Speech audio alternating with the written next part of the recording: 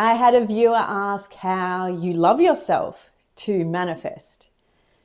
This was a really good question because when I started on my manifestation journey, that was the first thing I did that actually started moving things for me, shifting things, and really fast. So self-love is so important. And if you don't have self-love, if you really truly don't deeply love yourself, it's going to be really hard to manifest what you need, what you want, because it'll put a brake on your manifestations. Okay, so you need to start with self-love. Forget about everything else. If that isn't there, you need to start learning to love yourself. Now, this is the way I did it. There's probably a million different ways to do things. Well, there is.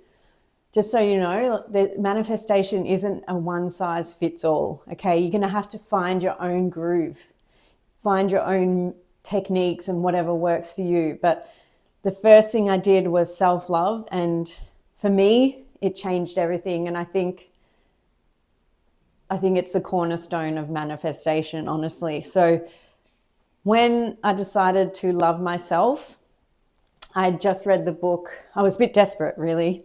And I'd read the book, Love Yourself Like Your Life Depends on It by Kamal Ravikant. And it changed everything. It's a very short book. It's so easy to read. You could probably read it in like an hour or two. And the steps he talks about in there to love yourself is exactly what I did.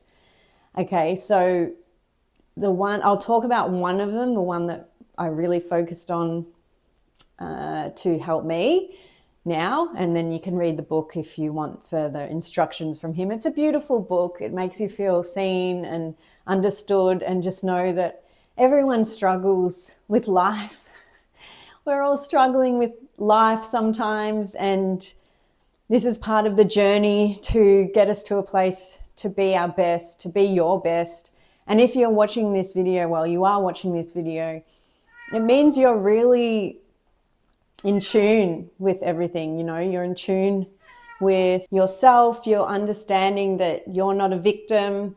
You can change your thoughts. You can change the way things show up for you in your life. And that's powerful. A lot of people just sit there and blame other people for their problems.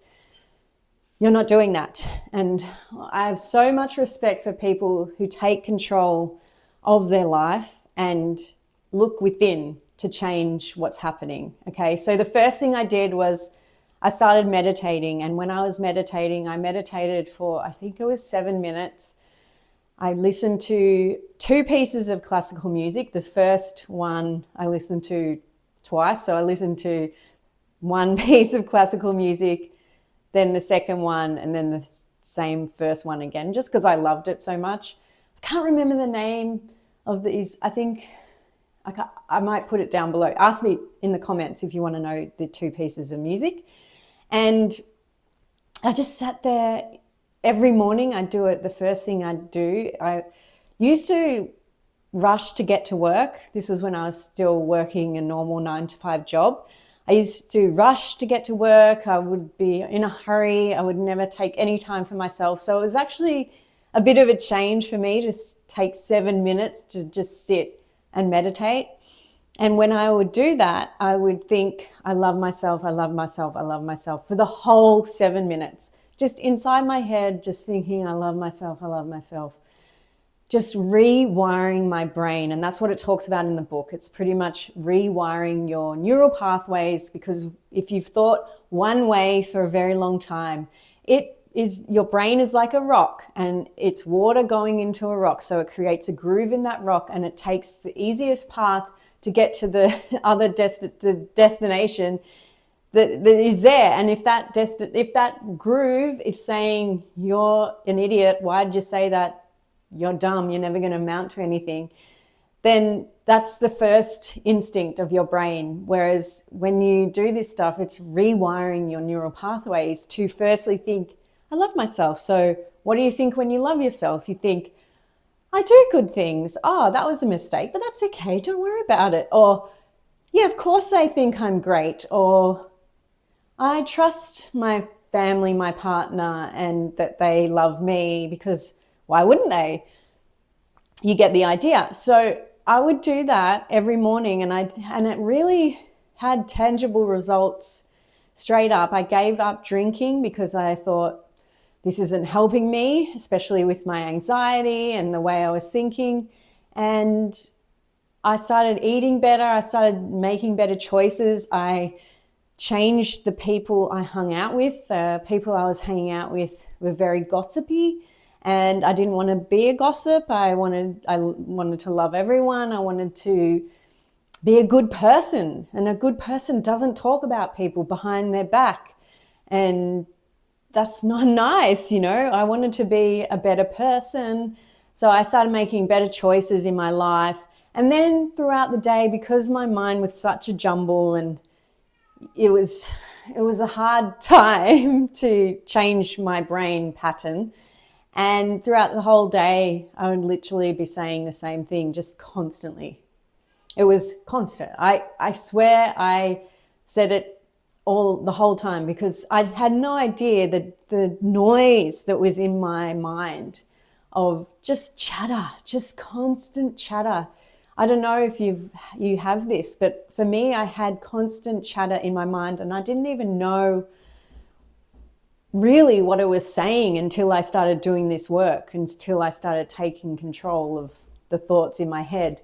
And so, yeah, everything started to change, and I started to love myself, which meant that I didn't want to be with the guy that wasn't choosing me. I wasn't attracted to him anymore. I thought, why would I want to be with someone that wasn't treating me right or wasn't fully choosing me? It just didn't even feel good to me anymore. And I wasn't ever attracted to, again, I was never attracted to, since that day, a guy that wasn't fully invested in me.